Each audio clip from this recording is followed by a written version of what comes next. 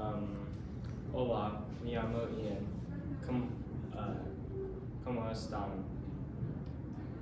La revolución industrial 3 en, im- tiene impacto en política, guerra y militar. Eh, Durante el 1900 uh, uh, 30 uh, a 2000 porque Segunda Guerra Mundial y la Guerra Fría. Mi periodo, tiene un montón de armas y es un momento de pánico. Militar está peleando, guerra está expandiendo, política está creciendo. The Cold War was a big moment in history. We had the space race, Korea, Vietnam, the Berlin Wall, but most importantly, the nuclear arms race. My favorite quote from the nuclear arms race is from Carl Sagan. He said that the nuclear arms race is like two sworn enemies waist deep in gasoline. One with 3 matches, the other with 5. The one with 3 matches was the US, and the one with 5 was the Soviet Union. The arms race started after the US bombed Japan. Stalin was furious that he was not informed of the bombings. So the Soviet Union decided to create their own nuclear bombs, which marked the start of the nuclear arms race. Let's talk. Can you imagine being in the constant panic that bomb could hit any moment? I know I couldn't. That panic went on for 42 years. Let's talk about the Berlin Wall for a second. The Berlin Wall came up in 1961.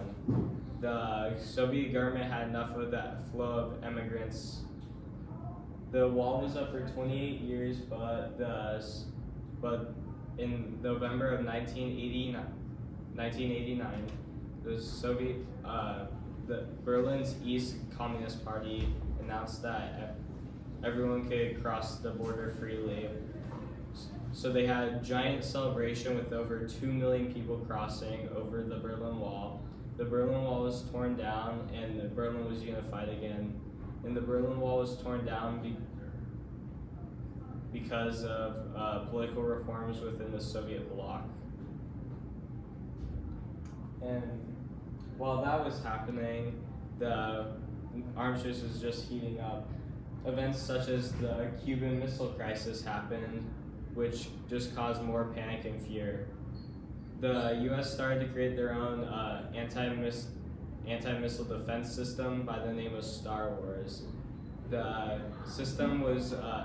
objective of this system was to shoot down missiles from space, and it was presented by President Ronald Reagan on nationwide television.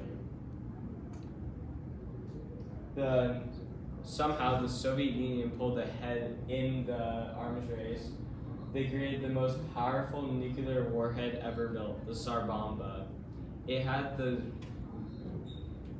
capacity of 50 megatons of TNT. That is literally about 3,800 times stronger than the bomb dropped on Hiroshima. The arms race had some long-term effects on the environment, such as lots of resources were wasted as a constant need to build more weapons that they never used. They also, nuclear weapons caused a lot of fallout, which contaminated water supplies, soil, and the air. in the surrounding areas. And it was really harmful to the world because it just caused a lot of hostility and panic. And the arms race just kept the tension between the nations just kept building and building, and the constant threat of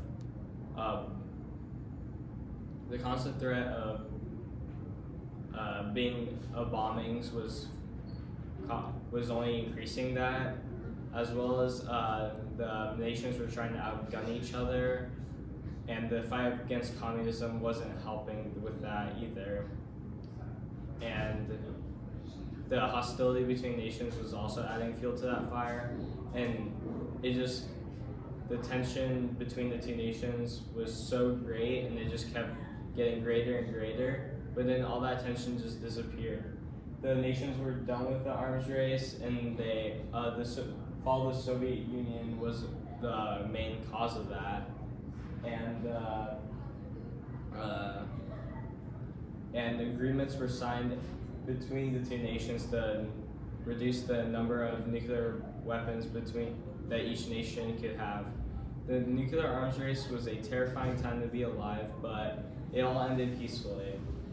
The number of nuclear weapons has been reduced significantly, and the arms race didn't really benefit the world, but at least it didn't cause any major destruction.